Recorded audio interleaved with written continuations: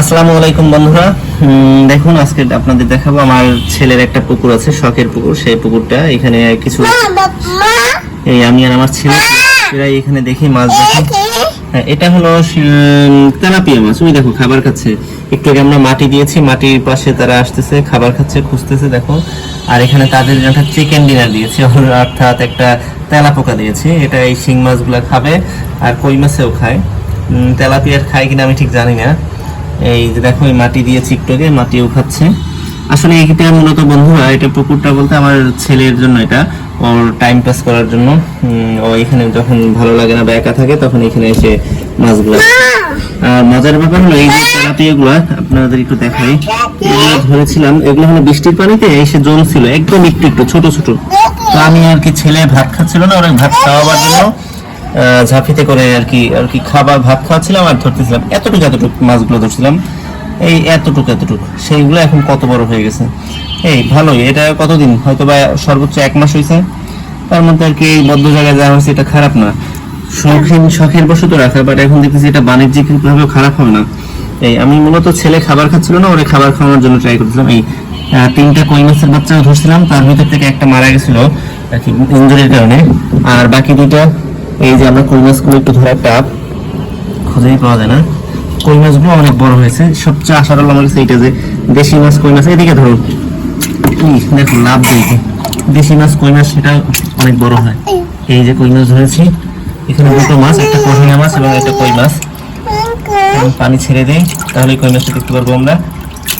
আরে বাবা, অনেক চালা করা। আটকা জায়গা হলো একদম দেশি মাছের মতোই। এই যে আমরা আবার এই যে কই মাছ পানি সম্পূর্ণ বাদ দিলেই লাভ দিবে, এই জন্য বাদ দিচ্ছি না। দেখেন কই মাছটা কম বড় হয়নি, ভালো বড় হয়েছে। আর শিং মাছ যেগুলো আছে, শিং মাছ যেগুলো আসলে এগুলো ধরার সাহস আমার কাছে নাই, কারণ এগুলো শিং দিয়ে আল দিয়ে দিবে। ওই যে কাটা দিয়ে এই যে শিং মাছ ধরলাম, বাট কই মাছ ধরে দেখাইলাম।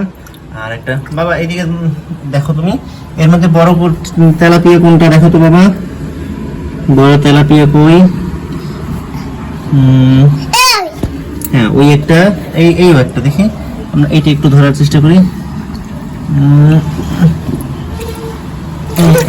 বাবা একদম দেশি মাছের মতোই তারা লাফালাফি করে। বাবা এই যে দেখো একটা তেলাপিয়া, এই কতগুলো, এগুলো ছোট ছোট তেলাপিয়া। এই এগুলোর গ্রোথ রেট মোটামুটি, এগুলো সব একটু একটু ধরছিলাম, ভালো তেলাপিয়া এগুলো। আব্দুল্লাহ এর মধ্যে বড় তেলাপিয়া কই? অবশ্য ওরা বিরক্ত ফিল করতেছে, ওদের আমরা এতটা ডিস্টার্ব করি না, বাট আজকে একটু ডিস্টার্ব করা হয়ে যাচ্ছে। তবু আপনাদের দেখানোর জন্য এই একটা তেলাপিয়া দেখুন, সাইজটা ভালোই। এগুলো একদম আর কি এতটুকু ধরেছি।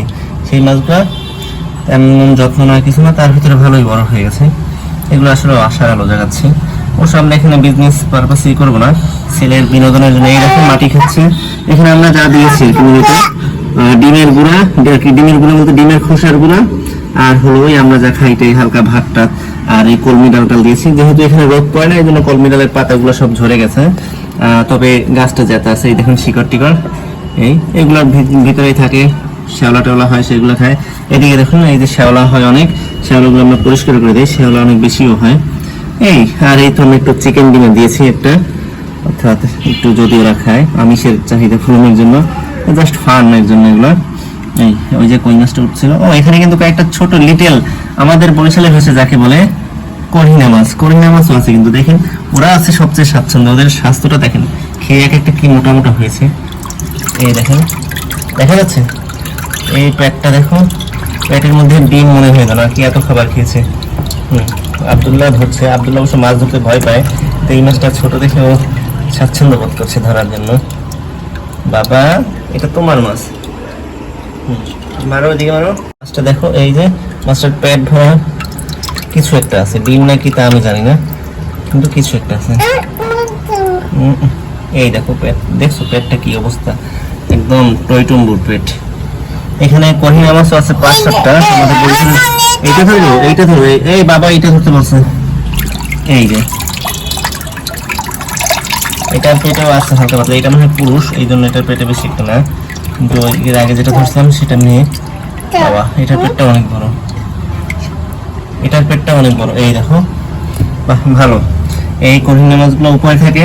এখানে আসলে সব স্তরের মাছ আছে, শিং মাছগুলো থেকে নিচে, তেলাপিয়া উপরে থেকে নিচে থেকে বিভিন্ন রকম।